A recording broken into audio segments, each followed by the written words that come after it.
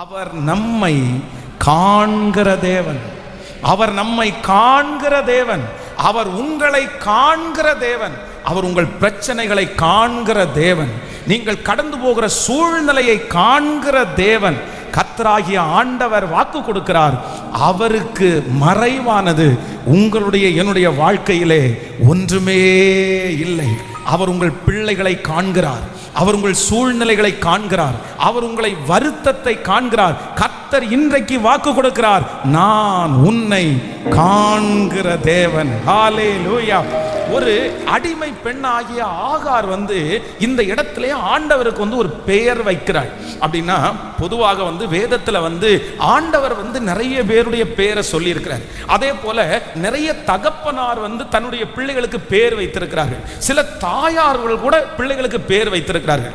ஆனா ஆண்டவருக்கு பெயர் வச்சதுல மிக முன்னணியில நிற்கிறது யார் அப்படின்னா, வேதம் சொல்லுகிறது இந்த ஆகார். ஆண்டவருக்கே ஒரு பெயர் வைக்கிறாங்க.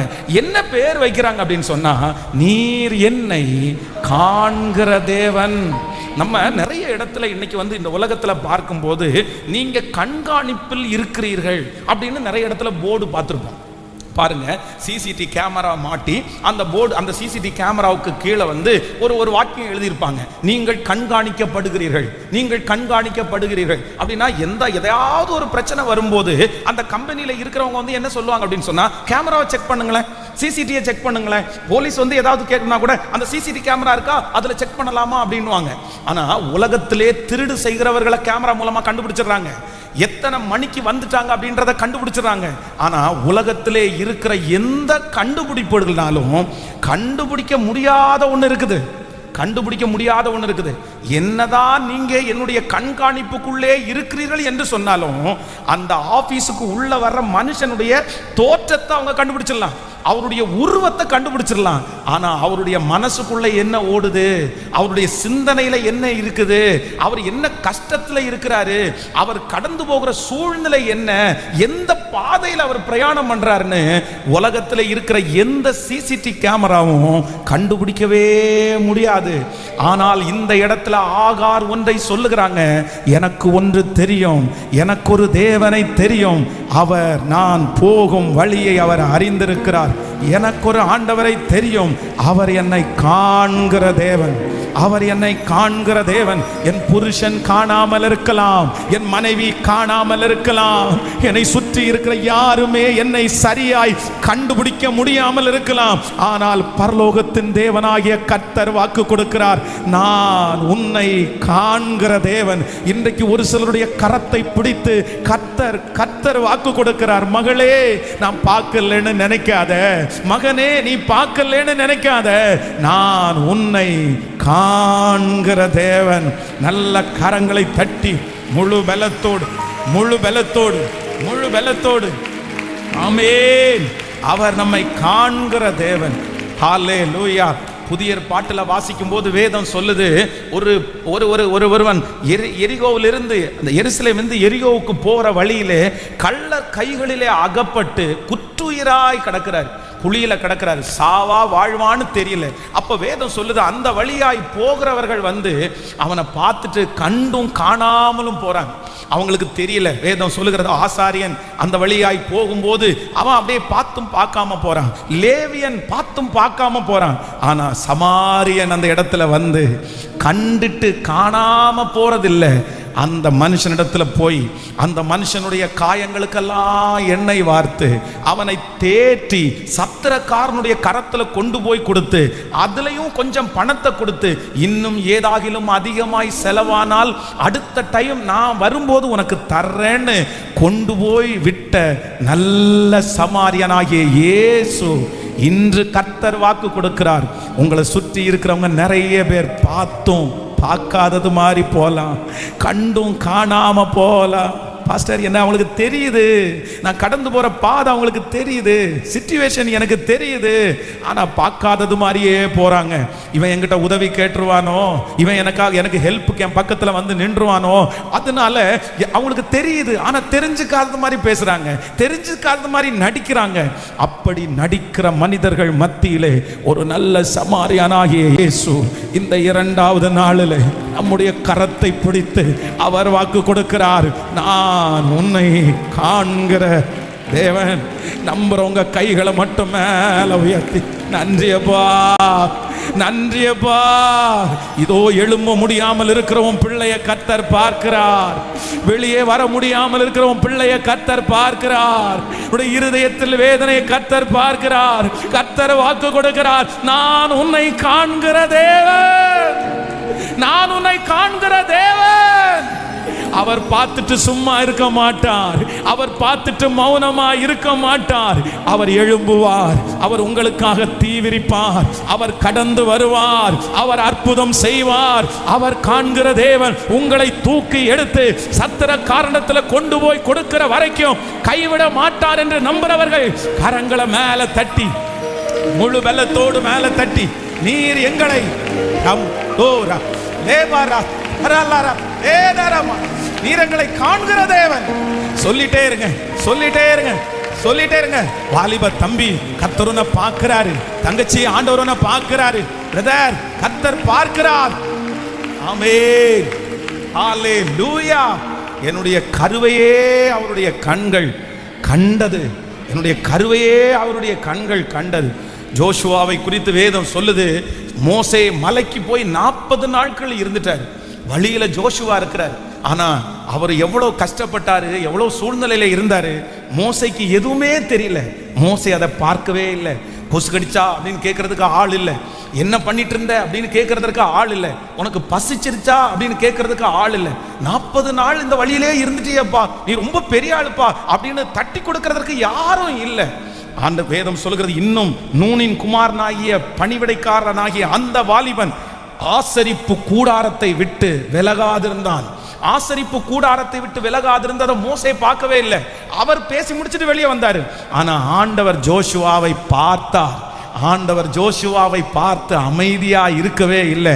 அடுத்து இஸ்ரவேல் ஜனங்களுடைய தலைவனாய் கர்த்தர் அவனை அபிஷேகம் பண்ணினார், அபிஷேகம் பண்ணினார். நான் நம்புறேன், உங்க ஜெபத்தை பார்த்துட்டு ஆண்டவர் அமைதியா இருக்க மாட்டார், உங்க பரிசுத்தத்தை பார்த்துட்டு ஆண்டவர் அமைதியா இருக்க மாட்டார். அவர் காண்கிற தேவன். யோசேப்பு போத்திபாருடைய மனைவியின் இடத்திலிருந்து கர்த்தருக்காக வைராக்கியமா நின்னதை கர்த்தர் பார்த்தார்ல, கர்த்தர் பார்த்தார்ல. காண்கிற தேவன் அவனை எகிப்திற்கு அதிபதியாய் மாற்றினார்ல, அந்த தேவன் இன்றைக்கு வாக்கு கொடுக்கிறார், நான் உன்னை காண்கிற தேவன். ஹல்லேலூயா.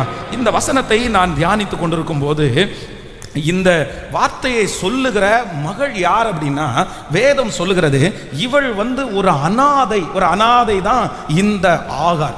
இந்த ஆகார் ஆபிரகாமுக்கு ஏற்கனவே இவள் எகிப்திலே இருக்கும்போது அவள் அடிமையா இருந்தாள். வேதத்தில் நீங்க வாசிக்கும் போது வேதம் ரொம்ப அழகாய் சொல்லுகிறது, எகிப்தினுடைய அடிமைத்தனத்திலே இருந்த அடிமை பெண்ணாகிய, நீங்க 16ஆம் அதிகாரம் 1வது வசனத்தை வாசிக்கும் போது, ஆபிரகாமுடைய மனைவியாகிய சாராய்க்கு பிள்ளை இல்லாதிருந்தது. எகிப்து தேசத்தாளாகிய ஆகார் என்னும் பெயர் கொண்ட ஒரு அடிமை பெண் அவளுக்கு இருந்தாள். நல்லா கவனிங்க, இந்த ஆகாருடைய ஸ்டோரி என்ன அப்படின்னு சொன்னா, ஆபிரகாம் எகிப்திற்கு போறார், பஞ்சம் பிழைக்கிறதுக்காக போறார். அப்போ போகும்போது என்ன நடக்குது அப்படின்னு சொன்னா, இந்த சாராய் மிகவும் அழகுள்ளவள் என்று கண்டு அந்த எகிப்து தேசத்தில் இருக்கிற ராஜா என்ன பண்றார் அப்படின்னு சொன்னா, இந்த ஆபிரகாமுக்கு நிறைய வெகுமானங்களை கொடுக்கிறார். அப்போ வெகுமானங்களை கொடுக்கும்போது சாராயின் நிமித்தம் நிறைய வெகுமானத்தை கொடுக்கும்போது நிறைய வேலைக்காரர்களையும் வேலைக்காரிகளையும் இலவசமா கொடுக்கிறார். அப்போ நான் என்ன நினைக்கிறேன் அப்படின்னு சொன்னா, இந்த ஆகார் ஏற்கனவே எகிப்துல ஒரு அடிமை பெண்ணு தான். இப்போ இவ விலைக்கு வாங்கப்பட்டிருக்கிறாள், இவளை கேட்கறதுக்கு யாரும் இல்லை, இவளுக்கு சொந்தக்காரங்க யாரும் இல்லை. இப்போ இந்த அடிமை பெண்ணை எடுத்து ஆபிரகாமுக்கு அவர் என்னவா வைக்கிறாருன்னா, அடிமையா இலவசமாய். அப்படின்னா ஆபிரகாம் பணம் கொடுத்தெல்லாம் வாங்கல, இந்த மனைவியின் நிமித்தமாய் அவளுக்கு கிடைச்சது. ஏற்கனவே அடிமை பெண்ணு தான், இப்போவும் அடிமை பெண். இப்போ இந்த அம்மா வந்து இந்த வீட்டில் இருக்கிறார், ரொம்ப நாள் நல்ல வேலை செய்தால். ஒரு பெண், ஒரு ஆண் வந்து ஒரு பெண்ணை, ஒரு வீட்டில் ஒர்க் பண்ணுறவங்களா இருக்கலாம், இல்லைன்னா ஆஃபீஸில் ஒர்க் பண்ணுறவங்களா இருக்கலாம், பொதுவாக ஒரு ஆண் வந்து ஒரு பெண் மேலே வந்து இறக்கம் வந்து ரொம்ப ஈஸியாக காமிச்சிருவாங்க. அவங்க அழுத உடனே ஒரு இறக்கம் காமிச்சிருவாங்க, ஐயோ என்னப்பா வேணாம், எதுக்கு அழுறீங்க அப்படியா அப்படின்னு. ஆனால் எப்பவுமே பெண்ணாக இருக்கிறவர்கள் வந்து ஒரு பெண்ணுக்கு வந்து இரக்கம் பாராட்டுவார்கள், ஆனால் ரொம்ப டக்குன்னு இறங்க மாட்டாங்க. அழுதா கூட சும்மா நீ அழாத, எதுக்கு நீ அழுதுட்டு இருக்க, உன்னை பற்றி எனக்கு தெரியாதா அப்படின்னா அவங்க வந்து கூட, அதுவும் வந்து கூடையே இருக்கிறவர்களை வந்து அவங்க வந்து நம்பி அவங்க கையில் ஒரு பெரிய பொறுப்பை கொடுக்கறது என்கிறது வந்து ஒரு மிகப்பெரிய ஆச்சரியமானது. ஆனால் இந்த சாராய் என்ன பண்றாங்க அப்படின்னு சொன்னா, இந்த ஆகாய் தனக்கு பிள்ளை இல்லை அப்படின்னு தெரிஞ்ச உடனே இவங்க வந்து அந்த பிள்ளை தனக்கு தன்னுடைய கணவனாரால ஒரு பிள்ளை உண்டாகும்படி ஒரு நபரை தேடுறாங்க.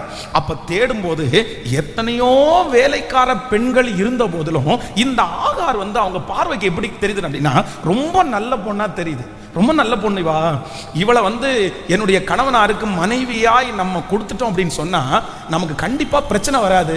பிள்ளையை பெத்தெடுத்து நம்ம கையில கொடுத்துட்டு அவ பாட்டுக்கு போயிருவா, அந்த பிள்ளையை நம்ம வளர்த்துடலாம், அந்த பிள்ளை நம்முடைய பிள்ளை ஆயிரும். பாருங்க, தன்னுடைய கணவனாரி தனக்கு இருக்க வேண்டிய அந்த ஸ்தானத்தை ஒரு பொண்ணு அவ்வளவு சீக்கிரமா விட்டு கொடுக்க மாட்டாங்க, எந்த சூழ்நிலை வரட்டும் விட்டு கொடுக்க மாட்டாங்க.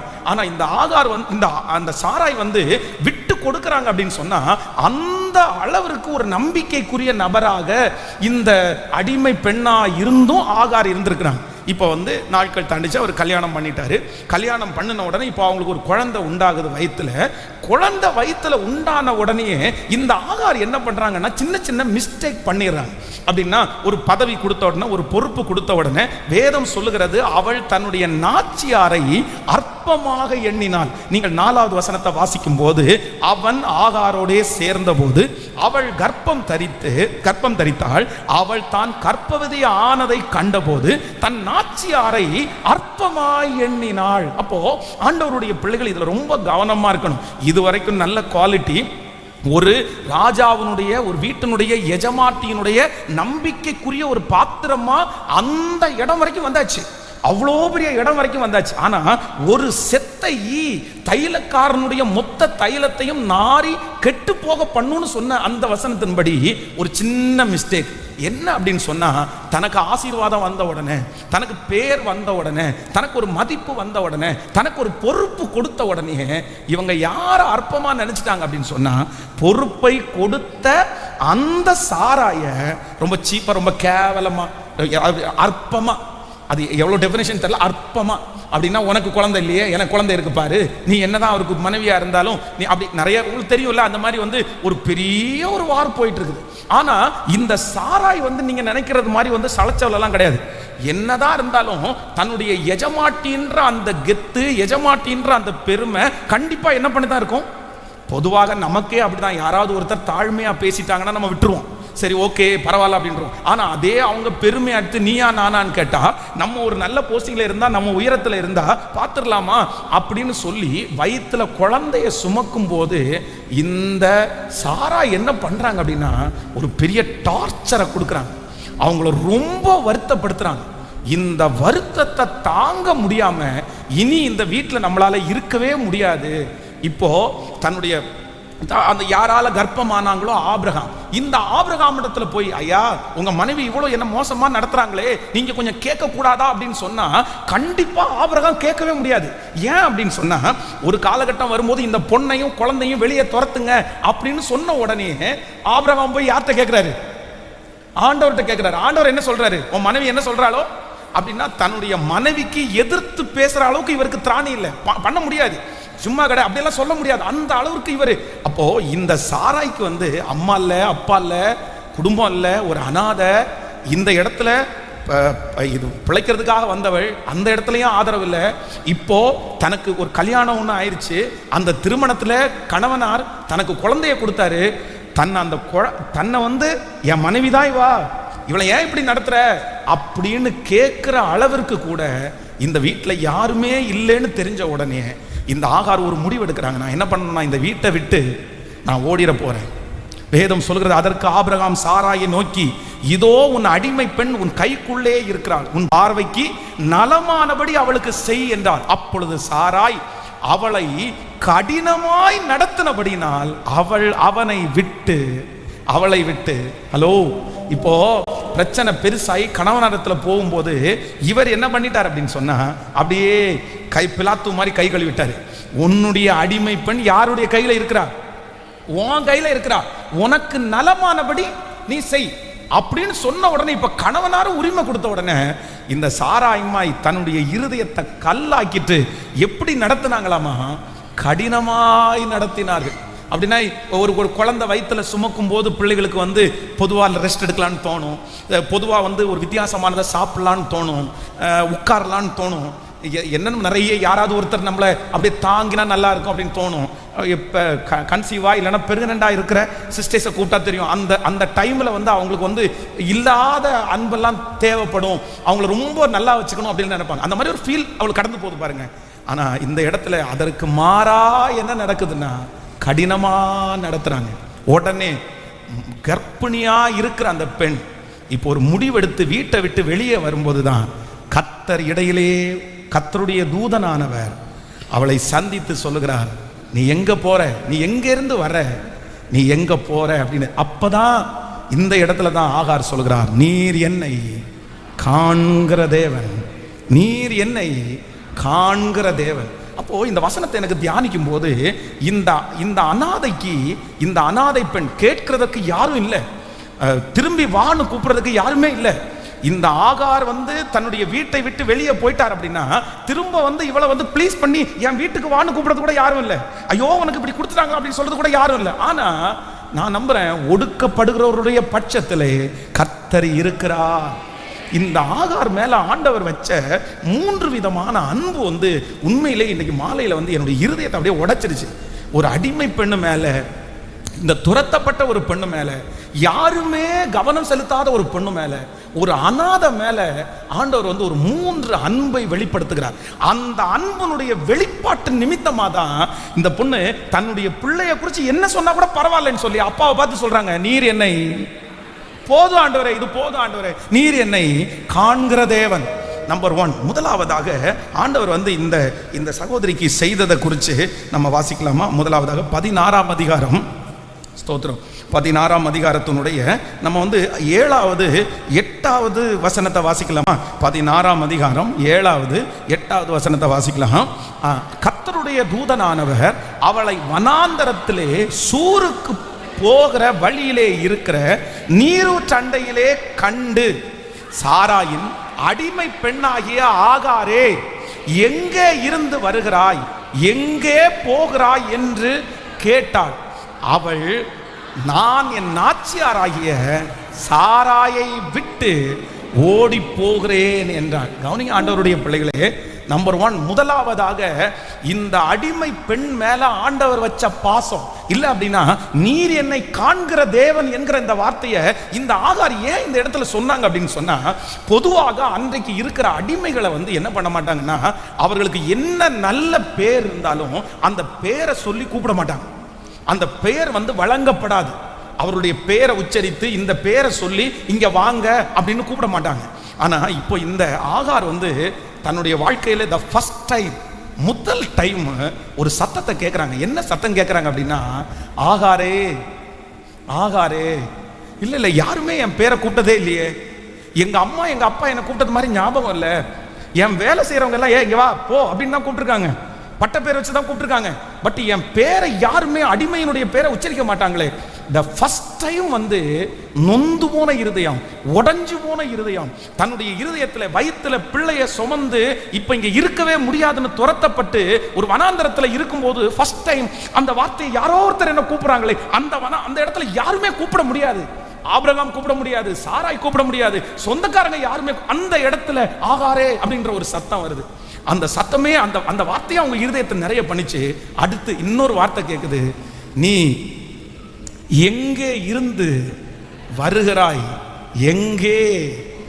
இந்த வார்த்தை ஆகாருடைய இருதயத்தை உடைச்சிருச்சு. ஏன் தெரியுமா? இதுவரையிலையும் எத்தனையோ இடத்துக்கு போனாலும் இந்த ஆகார ஏன் வந்த, எங்கிருந்து வந்த, எங்க போற, என்ன செய்யற அப்படின்னு கேட்கறதற்கு யாருமே இல்லை, யாருமே கேட்டதில்லை. தன்னுடைய நாச்சியார் சாராய் வந்து இந்த ஆகார கடினமாய் நடத்தும் போது அவன் கூட எகிப்திலிருந்து வேலைக்கு வந்த நிறைய பேர், ஏன் எஜமாட்டி அம்மா ஒன்றை மட்டும் திட்டுறாங்க அப்படின்னு யாரும் கேட்கல. ஏன்னா அப்படி கேட்டாங்கன்னா சாராயினுடைய கோபம் அவங்க மேலே போயிருக்கும். ஆபிரகாம் கூட கேட்கல, யாருமே கேட்கல. ஆனா இப்போ ஆண்டவர் வந்து என்ன கேட்கிறாருன்னா, நீ எங்கே இருந்து, ஏன் ஆண்டவருக்கு தெரியாதா ஆகார் எங்க இருந்து வர்றான்னு? கர்த்தருக்கு தெரியாதா? எங்க போறான்னு மனசுல டிசைட் பண்றதுக்கு ஆண்டவருக்கு தெரியாதா? இவ்வளவு காரியத்தை செய்த ஆண்டவர் இதை கண்டுபிடிக்க மாட்டாரா? இந்த வார்த்தையை அந்த இடத்துல அவர் எதுக்கு சொல்லணும்? ஏன் அந்த இடத்துல நீ எங்க இருந்து வர்ற, நீ எங்க போற அப்படின்னு எதுக்கு கேட்கணும்? நான் என்ன நம்புறேன் அப்படின்னு சொன்னா ஒரே ஒரு ரீசன், இந்த ஆகார் தன்னுடைய பிரச்சனைய, தன்னுடைய போராட்டத்தை, தன்னுடைய வலிய இதுவரையிலையும் யார்கிட்டையுமே பகிர்ந்து கொள்கிற அளவுக்கு ஒரு ஸ்பேஸ், ஒரு இடம் யாருமே தரல. யாருமே தரல. இவங்க வலிய போய் பேசுற அளவுக்கு சாரா இல்லை, இவங்க வலிய பேசுற அளவுக்கு ஆபிரகாம் இல்லை, இவங்க கடந்து போகிற பாதையை பேசுற அளவுக்கு கூட வேலை செய்யறதுக்கு ஒருத்தருமே இல்லை. இப்போ எல்லா பிரச்சனையும் எல்லா வருத்தத்தையும் மனசுக்குள்ள போட்டு போட்டு போட்டு குமுறி குமுறி குமுறி என்னை கேட்கறதுக்கு யாருமே இல்லை. நான் செத்தாலும் பொழைச்சாலும் யாருமே என்னை கேட்க மாட்டாங்க. அதனால ஒரு டிசைட் பண்ணுவோம், எதுக்கு நம்ம இங்க இருந்து சாகுறோம், பேசாம இந்த வீட்டை விட்டு போய் செத்துடலான்னு தன்னுடைய வீட்டை விட்டு கிளம்பும் போதுதான் ஒரே ஒருத்தருடைய சத்தம் மட்டும் வருது, ஆகாரே. ஒரே ஒருத்தருடைய சத்தம் மட்டும் வருது, நீ எங்க இருந்து வர்ற, நீ எங்க. அப்போ இந்த ஆகார் என்ன நினைச்சிட்டாங்க அப்படின்னு சொன்னா, நான் ஒண்ணு நினைக்கிறேன், இதுவரைக்கும் யாருமே என்ன கேட்டதில்லை, இதுவரைக்கும் யாருமே என்ன கேட்டதில்லை. ஆனா இப்போ ஒரே ஒருத்தர் மட்டும் கேட்கிறாரு, நீ எங்க இருந்து வர்ற. உடனே தன்னுடைய இருதயத்தை திறந்து, ஆண்டவரே, என்னுடைய நாச்சியாராக்கிய அந்த சாராளை விட்டு தன்னுடைய இருதயத்தில் இருக்கிற வருத்தத்தை அப்படியே அவரிடத்துல சொல்லுகிறார். நான் நம்புறேன், நம்பர் 1, இந்த சத்தத்தை கேட்கிற அநேகம் பேரிடத்துல ஆண்டவர் சொல்கிறார், உங்க மேல யார் கரிசனையா இருக்கிறார்களோ இல்லையோ, யார் உங்களை விரும்புகிறார்களோ விரும்பலையோ, ஒருவேளை நீங்க இந்த சத்தத்தை கேட்கிற யாராவது ஒருத்தர் ஆகாரை போல நீங்க ஒரு அனாதையை போல இருக்கலாம். எல்லாரும் இருந்தும் நீங்கள் அனாதையை போல இருக்கலாம், எல்லாம் இருந்தும் நீங்கள் அனாதையை போல இருக்கலாம். உங்களுடைய வாழ்க்கையில நீங்க மிஸ் ஆகிறது, உங்களுடைய வாழ்க்கையிலே உங்களுக்கு கிடைக்காத ஒண்ணு என்னன்னா, யாராவது ஒருத்தர் ஏதாவது ஒண்ணு கேட்டா நல்லா இருக்குமே. என் பிரச்சனையை கேட்க மாட்டாங்களா? என் போராட்டத்தை யாராவது ஒருத்தர் கேட்க மாட்டாங்களா? நான் யார்கிட்ட சொல்ல எனக்கு தெரியல. சொல்றவங்க எல்லாம் பாவிகளா இருக்காங்க, சொல்றவங்க எல்லாம் மோசமானவங்களா இருக்காங்க. எங்கிட்ட கேட்டுட்டு போய் அடுத்து வித்தியாசமா பேசுறவங்க இருக்காங்க. என்னுடைய பிரச்சனையை எங்கேயுமே கொட்ட முடியாது, என்னுடைய ப்ராப்ளத்தை யார்கிட்டயுமே சொல்ல முடியாது. அப்படிப்பட்ட ஒரு சூழ்நிலையிலே யாரோ ஒருவர் இந்த சத்தத்தை கேட்டுக்கொண்டிருக்கலாம், எனக்கு கொட்டுறதுக்கு இடம் இல்லை பாஸ்டர், எனக்கு பேசுறதுக்கு யாருமே இல்லை பாஸ்டர்.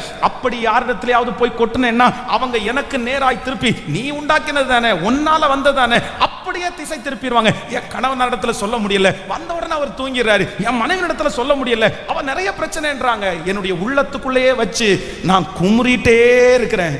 ஆனா ஆகார், நீர் என்னை காண்கிற தேவன் என்கிற பெயரை வைக்கிறதற்கு ஃபர்ஸ்ட் ரீசன் என்ன அப்படின்னு சொன்னா, என் வாழ்க்கையில ஒரே ஒருத்தர் மட்டும், என் வாழ்க்கையில ஒரே ஒருத்தர் மட்டும் ஆகாரேன்னு கூப்பிட்டு, நீ எங்க இருந்து வர்ற, நீ எங்க போற, உனக்கு என்னம்மா பிரச்சனை, உனக்கு என்னம்மா பிரச்சனை, நீ எங்க இருந்துமா வர, அங்க என்ன நடந்துச்சு, என்ன ப்ராப்ளம், நீ இப்ப எங்க போறதுக்கு டிசைட் பண்ற. இந்த வார்த்தையை கேட்ட உடனே, நீர் என்னை காண்கிற, என்னை காண்கிறவரை நானும் இவ்விடத்தில் கண்டேன் என்று சொல்லி அவருக்கு, நீர் என்னை காண்கிற தேவன். இந்த 100 நாட்கள் ஜெபத்தை கர்த்தர் ஆயத்தம் பண்ணினதற்கு ஒரு நோக்கம் உண்டு, ஒரு நோக்கம் உண்டு. உங்க அங்கலாய்ப்பை கேட்கறதற்கு, உங்க வருத்தத்தை கேட்கறதற்கு, உங்க வேதனையை கேட்கறதற்காகத்தான் கர்த்தர் இந்த ஜெபத்தை கர்த்தர் வச்சிருக்கிறாரு. கர்த்தர் வாக்கு கொடுக்கிறாரு, யாருமே கேட்கலன்னாலும், யாருமே கேட்கலன்னாலும் உன் வருத்தத்தை கேட்கறதுக்கு ஒருத்தர் இருக்கிறார், உன் அங்கலாய்ப்பை கேட்கறதுக்கு ஒருத்தர் இருக்கிறார். அவர் பக்கத்துல வந்து தட்டி கொடுத்து, ஓஹோ ரத்தன மேரலா, முதுக தட்டி கொடுத்து, ஏபா ஏமா ஏன்பா, உங்க பேரை சொல்லி, உங்க பேரை சொல்லி, இதுவரைக்கும் யாருமே உச்சரிக்காத உங்களுடைய உண்மையான பேரை சொல்லி தட்டி கொடுத்து, நீ எங்க போற, உனக்கு என்ன பிரச்சனை, உனக்கு என்ன சூழ்நிலை. இப்ப நிறைய பேரை ஆறுதல் படுத்துறத நான் பார்க்க பார்க்கிறேன். கர்த்தர் நிறைய பேருடைய இருதயத்தை ஆறுதல் படுத்துகிறார். உனக்கு ஒருவர் உண்டு சிஸ்டர், உங்களுக்கு ஒருவர் உண்டு பிரதர், உங்களுக்கு ஒருவர் உண்டு மகனே, உனக்கு ஒருவர் உண்டு மகளே, உனக்கு ஒருவர் உண்டு. அவர் வேற யாரும் இல்ல, உன்னுடைய குமுறல்களை கேட்கிறவர், உன் கண்ணீரை கணக்கிலே வைக்கிறவர், உன்னுடைய வார்த்தைகளை கேட்கிறவர், உன் பிரச்சனையை சொல்லுவதற்கு எதிர்பார்த்திருக்கிற கர்த்தர்.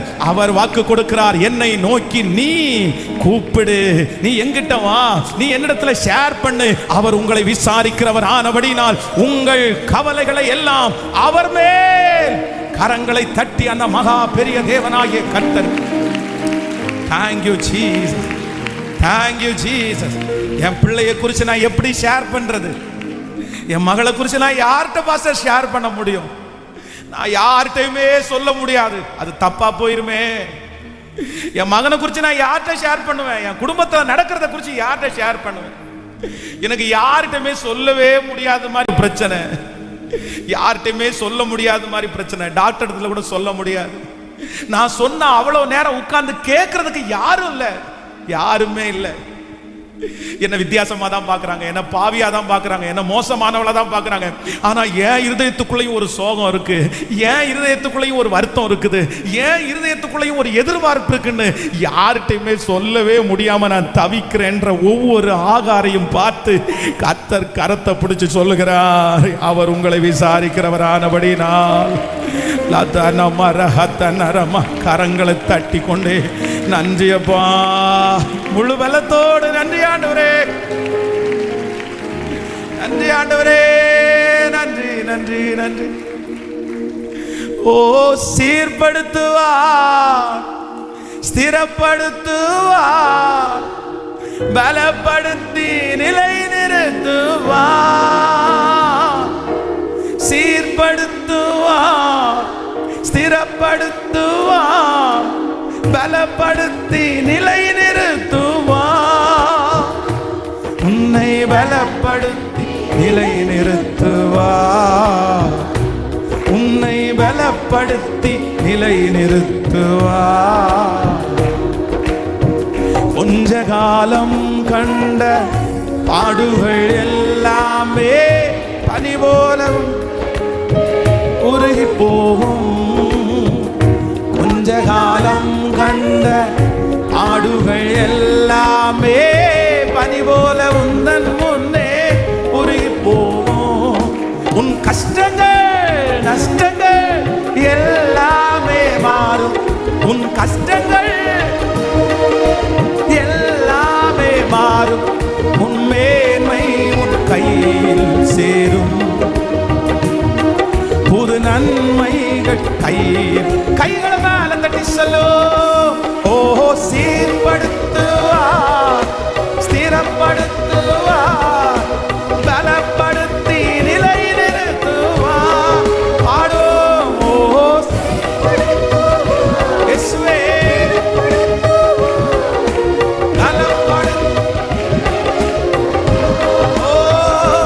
உன்னை பலப்படுத்தி நிறை நிறுத்துவார், உன்னை பலப்படுத்தி நிலை நிறுத்துவார்.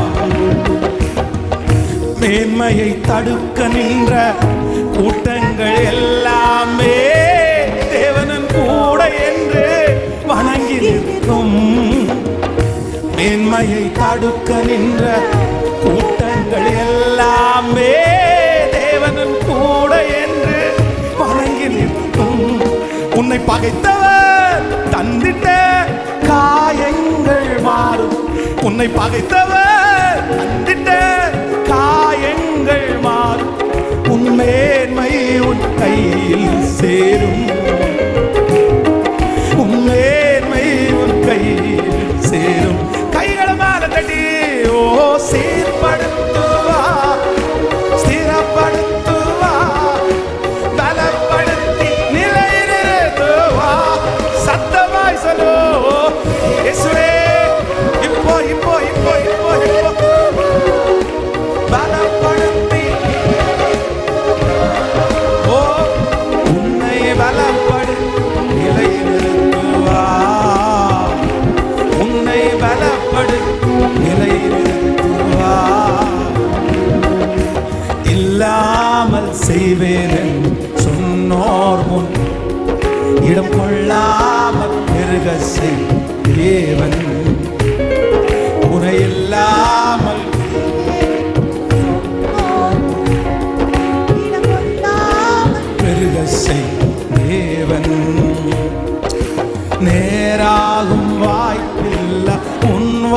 வாழ்வை சீராக வருவாரே. நேராகும் வாய்ப்பில்லை உன் வாழ்வை சீராக மாற்றிட. ஓ சீர்படுத்துவா, ஸ்திரப்படுத்துவா, பலப்படுத்தி நிலை நிறுத்துவா. கைகளை மேல தட்டி இப்போ இப்போ இப்போ இப்போ இந்த 2வது நாள் உங்க மகிமை மகிமை. உன்னை பலப்படு நிலை நிறுத்துவா, உன்னை பலப்படு நிலை நிறுத்துவா. திரும்ப திரும்ப சொல்லுவோம். ஓ சீர்படுத்துவா, ஸ்திரப்படுத்துவா, பலப்படுத்தி நிலை. இயேசுவே இயேசுவே இயேசுவே இயேசுவே இயேசுவே இயேசுவே இயேசுவே. கிருபை கிருபை கிருபை. ஓ என்னை பலப்படு நிலை நிறுத்துவா, என்னை பலப்படு நிலை நிறுத்துவா. ஹல்லேலூயா. என்னை காண்பவரை, என்னை காண்பவரை நானும் இவ்விடத்தில் கண்டேன் என்று சொல்லி, நீர் என்னை காண்கிற தேவன், நீர் என்னை காண்கிற தேவன் என்று அந்த ஆகார் பேர் வைக்கிறதுக்கு ஒரு காரணம் இருக்குது. பேர் வைக்கிறதுக்கு ஒரு காரணம் இருக்குது.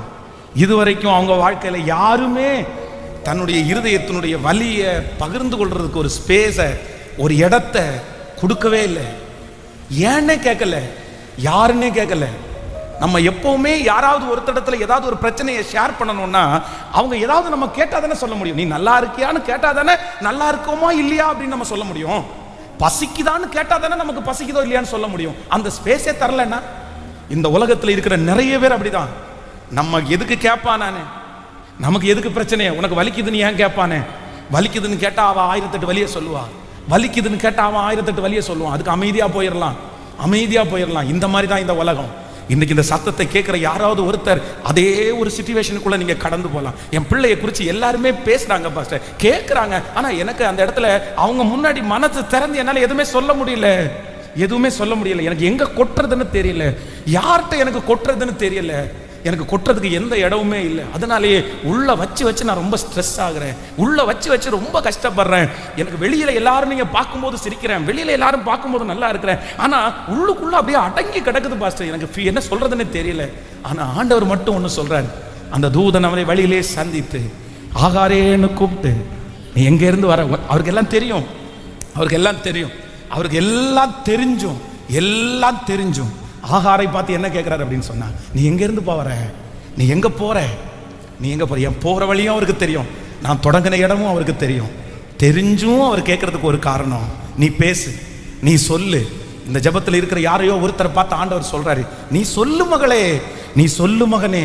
நீ உன் இருதயத்துக்குள்ள வச்சிருக்காத, நீ உன் இருதயத்துக்குள்ள வச்சு கும்முறாத, நீ உன் இருதயத்துக்குள்ள வச்சு நீ ஸ்ட்ரெஸ் ஆகாத. நீ ஒளியை ஓப்பன் பண்ணு, நீ கொட்டு.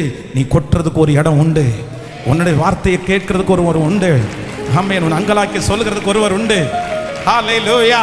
மனுஷனிடத்துல கொட்டுறது வீணா போகும், மனுஷனிடத்துல கொட்டுறதுக்கு பதில் இல்லாம இருக்கும், மனுஷனிடத்துல கொட்டுறதுக்கு எதுவுமே கிடைக்காது. ஆனா ஆனா ஆண்டவருடைய சமூகத்திலே கொட்டின அன்னாள் வெறுமையா போலல, வெறுமையா போலல்ல, நீங்க கொட்டுவீங்க.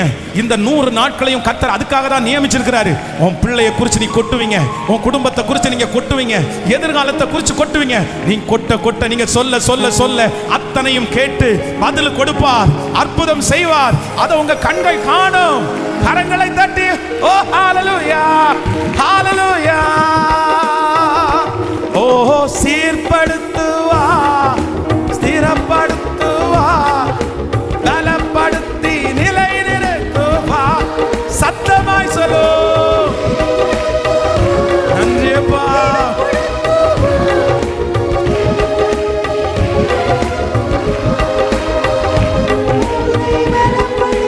நிலை நிறுத்துவா, என்னை பலப்படுத்தி நிலை நிறுத்துவா. சொல்லு. கொஞ்ச காலம் கண்ட ஆடுகள் எல்லாமே நீ போல உந்தன் முன்னே உருகி போகும். கொஞ்ச காலம் கண்ட பாடுகள் எல்லாமே பனி போல உந்தன் முன்னே உருகி போகும். உன் கஷ்டங்கள் நஷ்டங்கள் எல்லாமே மாறும். உன் கஷ்டங்கள் நஷ்டங்கள் எல்லாமே மாறும். புது நன்மைகள் உன்னை சேரும். புது நன்மைகள் உன்னை சேரும். கைகளை மேல தட்டி ஓ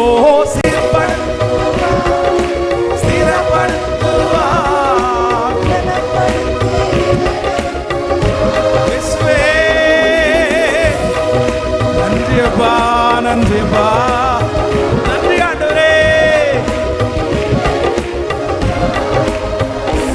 என்னை பலப்படுத்தி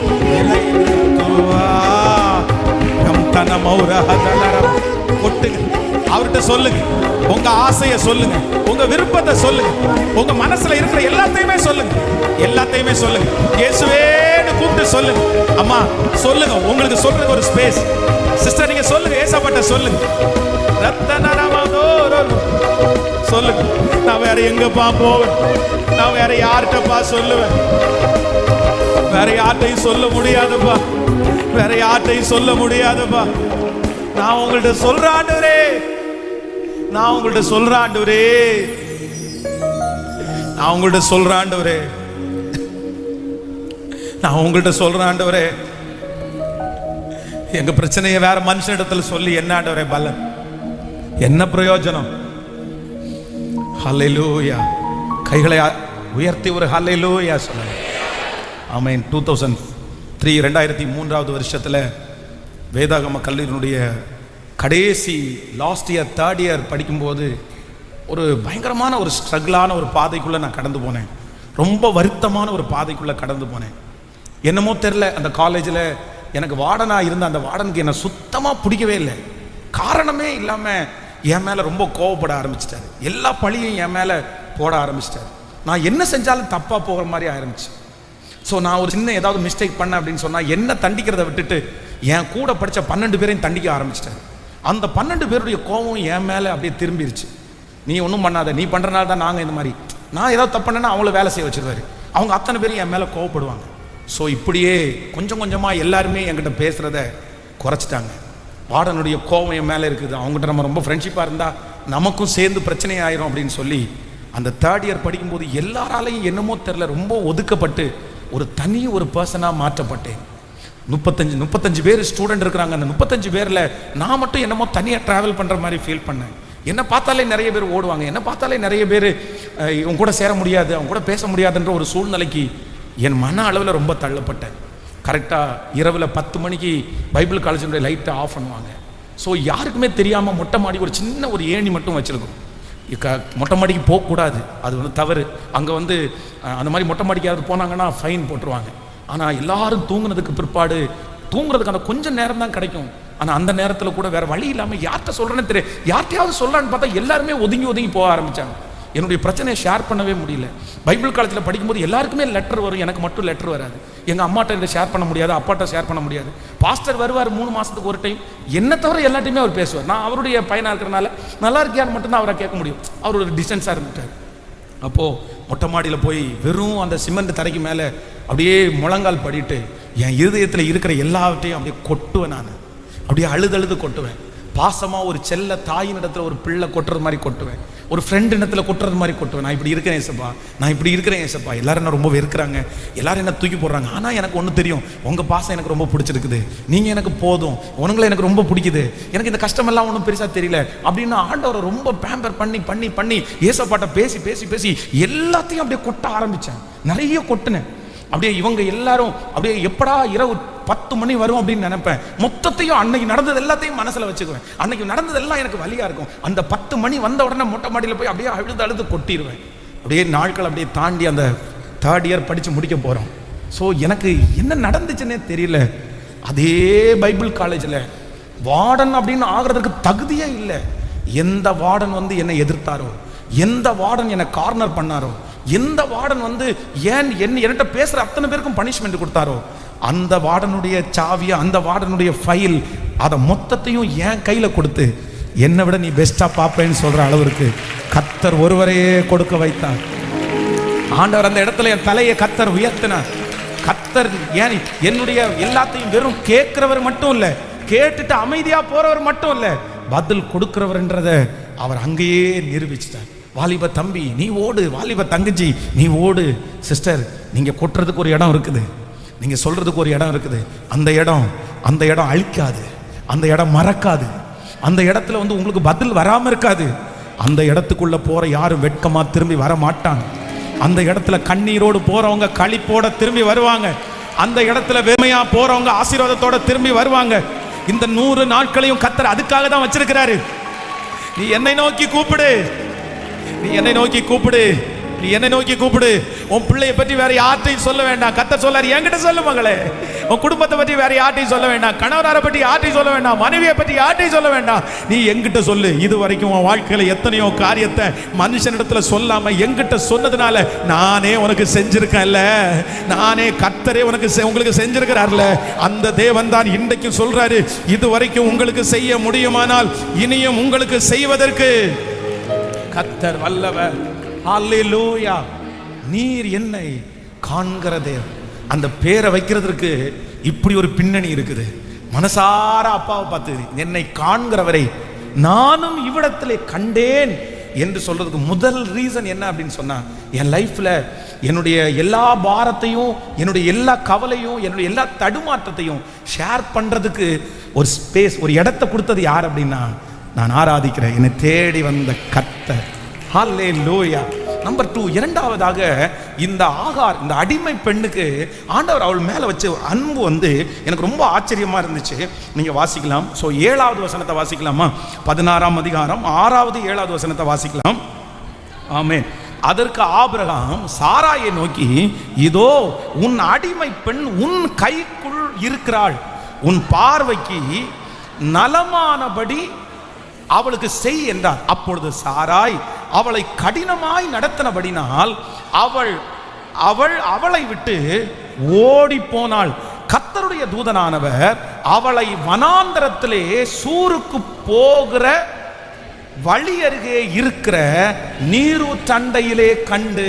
கவனிங்க, இப்ப என்ன நடக்குது அப்படின்னு சொன்னா, ஆபிரகாம் வந்து சொல்லிட்டாரு, சரி அப்படியா, உனக்கு பிரச்சனையா இருக்கிறாளா, எனக்கெல்லாம் ஒன்றும் தெரியாது, நீ என்ன பண்ணாலும் பண்ணிக்கோ அப்படின்னு சொன்ன உடனே இந்த சாராய் வந்து கடினமாய் நடத்தின உடனே இந்த ஆகார் என்ன பண்றாங்கன்னா ஒரு முடிவு எடுக்கிறாங்க. என்ன முடிவு எடுக்கிறாங்க அப்படின்னு சொன்னா, இனி இந்த வீட்டில் நம்ம இருக்கக்கூடாது. எத்தனையோ சூழ்நிலையை சகிச்சு அந்த வீட்டில் இருந்தாங்க. இவங்க ஒரு அடிமை பெண்ணு, எத்தனையோ கஷ்டத்தை பார்த்தாங்க, எத்தனையோ அவமானத்தை பார்த்தாங்க. ஆனா அந்த எஜமாட்டி அம்மாவுடைய வீட்டுல இருந்து போகணும் அப்படின்னு தோணல. ஆனா என்னமோ தெரியல, இப்போ வந்து வயிற்றுல குழந்தையோட இருந்தா கூட, இதுக்கு முன்னாடி குழந்தை இல்லை, இதுக்கு முன்னாடி எந்த கமிட்மெண்ட்டும் இல்லை, இதுக்கு முன்னாடி சரீரம் அவங்களுக்கு பெலனா இருந்துச்சு, இதுக்கு முன்னாடி சின்ன வயசா இருந்தாங்க. ஆனா அந்த டைம்ல எத்தனையோ பிரச்சனை, எத்தனையோ திட்டு, எவ்வளோ ப்ராப்ளம், அதுல எதுலையுமே அவங்க வீட்டை விட்டு ஓடணும்னு முடிவு பண்ணல, இங்க இருந்து போலான்னு முடிவு பண்ணல. ஆனா இப்ப என்ன தெரியுமா, வயிற்றுல குழந்தை இருந்தா கூட இல்ல இல்ல இல்ல நம்ம வந்து இனி என்ன பண்ணக்கூடாது அப்படின்னு சொன்னா, இனி இந்த இடத்துல இருக்க கூடாதுன்னு முடிவு பண்ணிட்டு கிளம்பிட்டாங்க. கிளம்பி எங்க போயிட்டாங்க அப்படின்னு சொன்னா, கிட்டத்தட்ட குடியிருக்கிற இடத்தை தாண்டி இப்ப வனாந்தரத்துல போயிட்டாங்க. வனாந்திரத்தில் இவங்க டிராவல் பண்ண ஆரம்பிச்சாங்க. இவங்களோட டெஸ்டினேஷன் அப்படின்னா, இவங்களுடைய முடிவு எங்க அப்படின்னா, இவங்க சூருக்கு போகிற அந்த வழியா போய் இவங்க அடுத்த ஊர் எகிப்திற்கு போறாங்க. நீங்க வந்து அந்த பைபிள்ல இருக்கிற மேப்ல பாத்தீங்க அப்படின்னு சொன்னா, இவங்க இருக்கிற அந்த இடத்திற்கும் அகைன் வந்து எகிப்திற்கும் பாத்தீங்க அப்படின்னு சொன்னா, அதற்கு இடையில வந்து ஒரு மிகப்பெரிய பாலைவனம் இருக்குது, ஒரு மிகப்பெரிய வனாந்திரம் இருக்குது. சோ இந்த வனாந்திரத்துல இவங்க டிராவல் பண்ண ஆரம்பிச்ச உடனே இப்ப என்ன பண்றாங்கன்னா, அங்கே ஒரு நீரூற்றை பார்க்கறாங்க, ஒரு கிணறு இருக்குது. பொதுவா வந்து டிராவல் பண்றவங்க அந்த இடத்துல உட்கார்ந்து தண்ணி குடிச்சிட்டு அந்த இடத்துல போவாங்க. இப்போ இந்த இடத்துல கொஞ்ச நேரம் உட்கார்ந்து தண்ணியை குடிச்சிட்டு அகைன் ரிட்டர்ன் அடுத்த டிராவலை அவங்க ஆரம்பிக்க போறாங்க. இது வந்து பொதுவா சொன்னா, இப்போ எங்க வந்திருக்காங்க அப்படின்னு சொன்னா, பட்டணத்தை விட்டு கொஞ்சம் தூரத்துல, கொஞ்சம் அவுட்டர்ல வந்துட்டாங்கன்னு வச்சுங்களேன். நம்ம வந்து பொதுவாக ஒரு வெளியூருக்கு போகணும் அப்படின்னு சொன்னா, நம்முடைய ஊரை விட்டு தாண்டி வெளியூருக்கு போன உடனே எங்கேயாவது ஒரு இடத்துல பெட்ரோல் அடிச்சிட்டோ, இல்லைன்னா ஏதோ டீ குடிச்சிட்டோ, இல்லைன்னா கொஞ்ச நேரம் உட்காந்துட்டோ அடுத்த டிராவல் ஆரம்பிக்கிற மாதிரி இவங்க இந்த இடத்துல வந்துட்டு இனி எங்க போறாங்கன்னா, அடுத்து ஒரு மிகப்பெரிய வனாந்தரத்துக்குள்ள போறாங்க. இந்த வனாந்தரம், இந்த பாலைவனம் அப்படின்னு நினைக்கிறது, நீங்க நினைக்கிறது மாதிரி சாதாரணமா அதுல டிராவல் பண்ணிட முடியாது. இந்த பாலைவனத்துல வந்து முதல்ல வந்து நம்ம வந்து வெயில் அடிக்கிற நேரத்துல இந்த பாலைவனத்துல காலை வைக்க முடியாது, அது கந்தகமா இருக்கும். கீழே அப்படியே நம்ம ரோட்ல செருப்பு இல்லாம நடந்தா எவ்வளவு வந்து வெயில்ல நமக்கு வேகுமோ அதை விட அதிகமா இந்த பாலைவனத்துல வந்து நம்முடைய கால் வைக்கும் போது அவ்வளவு சூடாகும். கீழே சூடு, மேல சூடு. இன்னும் இந்த பாலைவனத்துல எங்கேயுமே தண்ணி இருக்காது, எங்க போனாலும் தண்ணி இருக்காது. அதே போல நீங்க நிறைய பிக்சர்ல கூட பார்த்துருப்பீங்க, இந்த பாலைவனங்களில் பொதுவாக வந்து இந்த ஸ்கார்பியன் தேள் நிறைய இருக்கும், பாம்பு நிறைய பாம்பு இருக்கும். இந்த மாதிரி ஒரு ஆபத்தான டிராவலை பண்றதற்கு இந்த சாரா என்ன பண்ணிட்டாங்கன்னா டிசைட் பண்ணிட்டாங்க, முடிவு பண்ணிட்டாங்க. இந்த பிரச்சனை இவ்வளவு ஸ்ட்ரெஸ் வந்து அவங்கள ஒரு முடிவு பண்ணிருச்சு, வேண்டாயா இனி இந்த வாழ்க்கை வேணாம், செத்தா செத்துடலாம், பொழைச்சா பொழைக்கலாம், நம்மள தான் கேட்கறதுக்கு யாரும் இல்லை தானே, நம்ம தானே அனாதை தானே, நம்ம செத்து போனா தூக்கி அவ்வளவுதான், பாலைவனத்தில் செத்து போனா அதோட சேர்ந்து எலும்பு கூட மாறிட போறோம், நமக்கு என்ன அட்ரஸ் இருக்குது, நமக்கு எதுவுமே இல்லை இல்லை அப்படின்னு தன்னுடைய சூழ்நிலையின் நிமித்தமா தன்னுடைய மனசை கல்லாக்கிட்டு, தன்னுடைய இருதயத்தை கல்லாக்கிட்டு, இனி வாழ்ந்தா என்ன செத்தா என்ன, இனி வயிற்றுல இருக்கிற குழந்தை உயிரோட வந்தா என்ன செத்தா என்ன அப்படின்னு ஒரு டிசைட் பண்ணிட்டு வாழ்க்கை வெறுத்துட்டாங்க. வாழ்க்கை வெறுத்து போய் ஒரு முடிவு எடுக்கிறாங்க, நான் என்ன பண்ண போறேன் அப்படின்னு சொன்னா, எனக்கு முன்பாக இருக்கிற இவ்வளவு பெரிய சவாலான இந்த பாலைவனத்தை நான் தாண்ட போறேன்னு முடிவு எடுக்கும் போது அவளை தடுக்கிறதுக்கு அங்க யாருமே இல்லை, யாருமே இல்லை. அப்படி நமக்கு ஒரு சொந்தக்காரங்களா இருந்தா, நம்முடைய பிள்ளை வந்து நம்ம வீட்டை விட்டு வெளியே போறேன்னு சொன்னா நம்ம என்ன பண்ணுவோம், உட்காரு, ஏன் மனைவி வெளியே போகணும்னு நினைச்சா, கணவன் வெளியே போகணும்னு நினைச்சா, ஏங்க வாங்க ஒரு சாரி கேட்டு, சரி பரவாயில்ல தப்புதாமா, இல்ல தப்புதாயா வாங்கயா அப்படின்னு கூப்பிட்டு நம்ம நிறைய பேர் அந்த மாதிரி முடிவெடுக்கிறதுக்கு விட மாட்டோம். எங்க அப்பா வந்து ஒரு நாள் குடிக்கிற டைம்ல வந்து எங்க அம்மா ஏதோ ஒன்று சொல்லிட்டாங்க, சொன்ன உடனே எங்க அப்பாவுக்கு ரொம்ப கோவம் வந்துச்சு, உடனே நான் சூசைட் பண்ணணும்னு முடிவு பண்ணிட்டாரு எங்க அப்பா. எங்க அப்பா ஏதாவது ஒரு முடிவு எடுத்துட்டாருன்னா அந்த முடிவில் ரொம்ப ஸ்ட்ராங்கா இருப்பார், மாற மாட்டார், எங்களுக்கு நிறைய தெரியும். எங்க அப்பா ஒரு பாட்டில் எடுத்துட்டார் கையில, எங்க ஊர்ல வந்து அன்னைக்கு வந்து ஆசிட் குடிச்சு நிறைய பேர் சாவாங்க, சூசைட் பண்றவங்க நிறைய பேர் ஆசிட்டை ராவா வாங்கி குடிச்சு அப்படியே செத்துருவாங்க. நான் எல்லாம் கண் கூட பார்த்துருக்கிறேன் அந்த மாதிரி தற்கொலை பண்ணவங்களை. அப்ப இந்த ஆசிட் என்ன பண்ணும்னா, குடிச்ச உடனே இங்க இருந்து ஒவ்வொரு பார்ட்டையா அழிச்சிட்டு செத்துருவாங்க, ஒரு 15 நிமிஷத்துக்குள்ள இறந்துருவாங்க, ஃபுல்லா வாமிட்டு, ஃபுல்லா ஒவ்வொரு பார்ட்டா வரும், அந்த மாதிரிலாம் நான் பார்த்துருக்கிறேன். அப்ப எங்க அப்பா ஒரு டிசைட் பண்ணிட்டாரு, கையில வந்து பாட்டில் எடுத்துட்டாரு, இல்ல நான் இன்னைக்கு செத்துருவேன் அப்படின்னு சொல்லி எங்க அப்பா கிளம்பிட்டாரு. கிளம்பின உடனே நாங்க எத்தனையோ பேர் பிடிச்சிட்டோம், நிக்கவே இல்லை எங்க அப்பா, என்னென்னமோ பண்ணிட்டோம், நிக்கல. எங்க அப்பா எல்லாரையும் உதறி தள்ளிட்டு, ரொம்ப பலசாலி எங்க அப்பா, எல்லாத்தையும் உதறி தள்ளிட்டு இன்னைக்கு நான் சாவேன் செத்துருவேன் அப்படின்னு போன உடனே எங்களுடைய இளைய அக்கா அவங்க என்ன பண்ணிட்டாங்கன்னா பின்னாடியே ஓடுனாங்க எங்க அப்பா பின்னாடி. எங்க அப்பாவுக்கு அவளை ரொம்ப பிடிக்கும், அவ போய் காலில் பிடிச்சி கெஞ்சி எனக்காக எனக்காக எனக்காகன்னு சொல்லி கிட்டத்தட்ட 1 கிலோமீட்டர் பக்கம் வரைக்கும் எங்க அக்கா அவருக்கு பின்னாடியே அழுதுட்டே போய் அவ அழுகையை கேட்டு எங்க அப்பா மனம் மாறி இனி சாக மாட்டேன் அப்படின்னு சொல்லிட்டு திரும்பி வந்தார். அப்ப அவரை வருந்தி அழைச்சி, இன்னைக்கு எங்க அப்பா உயிரோடு இருக்காரு. ஆனா இங்க ஒரு ஆகார் இருக்காங்க, இந்த ஆகார் வந்து நான் இந்த வீட்டை விட்டு போறேன், நான் வனாந்திரத்துக்கு போறேன், அந்த வனாந்திரத்துல என்ன நடக்கும்னு எனக்கு தெரியாது, அந்த பாலைவனத்துல என்ன நடக்கும் எனக்கு தெரியாது அப்படின்னு ஒரு முடிவெடுத்து தன்னுடைய வாழ்க்கையை வெறுத்து போய் இனி செத்துறணும், இனி உயிரோட இருக்கக்கூடாது, இனி என்ன நடந்தா என்ன அப்படின்னு நினைக்கும் போது வேதம் சொல்லுது, யாருமே தடுத்து நிறுத்தாத போது ஒரே ஒருத்தர் மட்டும், வேதம் சொல்லுகிறது, அவளை வழியிலே கண்டு கர்த்தருடைய தூதனானவன் அவளை வனாந்தரத்திலே சூருக்கு போகிற வழி அருகே இருக்கிற நீரூற்றண்டையிலே கண்டு, சாராயின் அடிமை பெண்ணாகிய ஆகாரே நீ எங்கே இருந்து வருகிறாய்? இந்த ஆகார் நீர் என்னை காண்கிற தேவன் என்கிற பேரை அப்பாவுக்கு எதுக்கு வச்சாங்க தெரியுமா? எதுக்கு வச்சாங்க தெரியுமா? கேட்கறதுக்கு யாருமே இல்லைல்ல, தடுத்து நிறுத்துறதுக்கு யாருமே இல்லைல்ல, தன்னுடைய மனசு கல்லாயிருச்சுல்ல, தான் சாகணும்னு நினைச்சு இனி வாழவே வேண்டாம், இனி உழைக்கவே வேண்டாம், இனி இந்த குடும்பத்துக்கு எதுவுமே பண்ணக்கூடாது, இனி யாருக்குமே எதுவுமே பண்ணக்கூடாது, நம்ம அப்படியே இருந்து இந்த உலகத்தை விட்டு போயிடணும்னு சொல்லி ஒரு தவறான முடிவு எடுக்கும் போது, எத்தனை டைம் நான் அப்படி தவறான முடிவு எடுத்தாலும் என் மேல பாசம் வச்சிருக்கிற ஒரே ஒருத்தர் மட்டும் என் பக்கத்துல வந்து, இல்ல இல்ல உன் மேல நான் ஒரு பெரிய தரிசனம் வச்சிருக்கிறேன், உன் மேல ஒரு பெரிய லட்சியத்தை வச்சிருக்கிறேன், உன் வயித்துல ஒரு குழந்தை வளருது, அது ஒரு பெரிய பிள்ளையா மாற போகுது, எல்லாருடைய கையும் அதற்கு விரோதமா இருக்கும், அதனுடைய கை எல்லாருக்கும் விரோதமா இருக்கும், அது ஒரு மிகப்பெரிய சந்ததியா மாறும்னு சொல்லி தன்னுடைய வாழ்க்கையிலே மரணத்திற்கு ஒப்பு கொடுத்த விரக்தியான இனி எதுவுமே பண்ண வேண்டாம். இவன் இந்த மனுஷன் இப்படி பேசிட்டானே. இந்த சத்தத்தை கேட்கிற யாரோ ஒருத்தர் அப்படி வந்திருக்கலாம். உங்களை பார்த்து தான் ஆண்டவர் சொல்லுகிறார், நீங்க அவருக்கு தேவைன்றதுக்காக தான் இந்த 100 நாள் ஜபத்தை ஆரம்பிச்சு இந்த 2வது நாள் உங்களை சந்திக்கிறார். நீங்க வனாந்தரத்தில் போகிற வழியில ஆண்டவர் சந்திக்கிறார். நீங்க இடையில போகிற வழியில ஆண்டவர் சந்திக்கிறார். ஏமாற்றத்தை பார்த்து சோர்ந்து போறவனை கர்த்தர் இன்னைக்கு சந்திக்கிறார். வாழ்க்கையை வெறுத்து போய் நிற்கிறவங்களை கர்த்தர் இன்னைக்கு சந்திக்கிறார். எனக்கு இவ்வளவு பெரிய துரோகம் பண்ணிட்டாங்க பாஸ்டர், இவ்வளவு பெரிய என் மனைவி இவ்வளவு துரோகம் பண்ணிட்டாளே, என் கணவன் இவ்வளவு துரோகம் பண்ணிட்டாரு, எனக்கு வேணாம், எனக்கு இந்த வாழ்க்கை வேணாம், எனக்கு எதுவுமே சாதிக்க வேண்டாம், எனக்கு வேண்டாம். யாரோ ஒருத்தருடைய மனசு அப்படி இருக்கு. நான் விட்டுட்டேன் பாஸ்டர், எல்லாத்தையும் விட்டுட்டேன். நான் ஜெபம் பண்றதை விட்டுட்டேன், நான் சாதிக்கணும்னு நினைக்கிறத விட்டுட்டேன். எனக்கு மனசே விட்டு போயிருச்சு. இவ்வளவு பேசினதுக்கு அப்புறம் என் பிள்ளைக்காக நான் உழைச்சு என்ன பிரயோஜனம்? இவ்வளவு பேசினதுக்கு அப்புறம் என் குடும்பத்திற்காக நான் இன்னும் என்ன பிரயோஜனம்? என்னமோ தெரியல, என் மனசை விட்டுட்டேன். ஆகாரம் மாதிரி நானும் ஒரு டிசைட் பண்ணி, இனி உயிரோடு இருந்தா என்ன, செத்தா என்ன, சாப்பிட்டா என்ன, தூங்குனா என்ன, அப்படி நாளுக்கு நாள் உங்களையே வருத்தி கொள்ளுகிற ஒரு சிலரை கர்த்தர் இடையில சந்திச்சு, இல்லப்பா நீ எனக்கு வேணும், நீ ஜீவனோடு வேணும், நீ உயிரோடு வேணும், யாருமே தடுத்து நிறுத்தாட்டாலும், நீ என்ன வேணாலும் பண்ணிக்கொண்டு யாரு சொன்னாலும், உன்னுடைய வாழ்வை யாரும் விரும்பாட்டாலும், கர்த்தர் இன்றைக்கு வாக்கு கொடுக்கிறார். நீ வாழணும்னு கர்த்தர் விரும்புகிறார். நீங்க வாழணும்னு ஆண்டவர் விரும்புகிறார். இந்த பிரச்சனையின் மத்தியிலே நீங்க சாதிக்கணும்னு ஆண்டவர் விரும்புகிறார். இந்த போராட்டத்தின் மத்தியில நீங்க நிக்கணும்னு கர்த்தர் விரும்புகிறார். இவ்வளவு அவமானத்தின் மத்தியிலையும் கர்த்தர் சொல்லுகிறார், நீ தெரிந்து கொண்ட பாத்திரம். மனைவிக்கு உணர்வு இல்லாட்டாலும், கணவனாருக்கு உணர்வு இல்லாட்டாலும், உன்னை அழைச்ச தேவனுக்கு, ரத்தத்தை சிந்தின தேவனுக்கு உங்க மேல ஒரு பெரிய பாசம் உண்டு.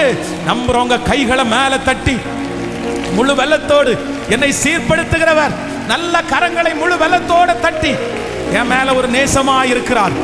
ஹல்லேலூயா. உங்க பாவத்தின் நிமித்தமா ஒருவேளை வாழ்க்கை வெறுத்திருக்கலாம், நீங்க செய்த தவறின் நிமித்தமா ஒருவேளை நீங்க உங்களை வெறுத்திருக்கலாம். ஆனா உங்களை வெறுத்த ஒவ்வொருத்தருக்கும் இன்னைக்கு கர்த்தர் சந்திக்கிறார். தன்னை வெறுத்த ஒவ்வொருத்தரையும் கர்த்தர் சந்திக்கிறார். தங்களுடைய சரீரத்தை வெறுத்த ஒவ்வொருத்தரையும் கர்த்தர் இன்னைக்கு சந்திக்கிறார். இனி வாழ்ந்த என்ன பிரயோஜனம்? இனி இருந்த என்ன பிரயோஜனம்? என்னை எடுத்துக்குங்க ஆண்டவரேன்னு கூட நீங்க ஜெபம் பண்ணி இருக்கலாம். எடுத்துக்குங்க ஆண்டவரேன்னு கூட ஜெபம் பண்ணி இருக்கலாம்.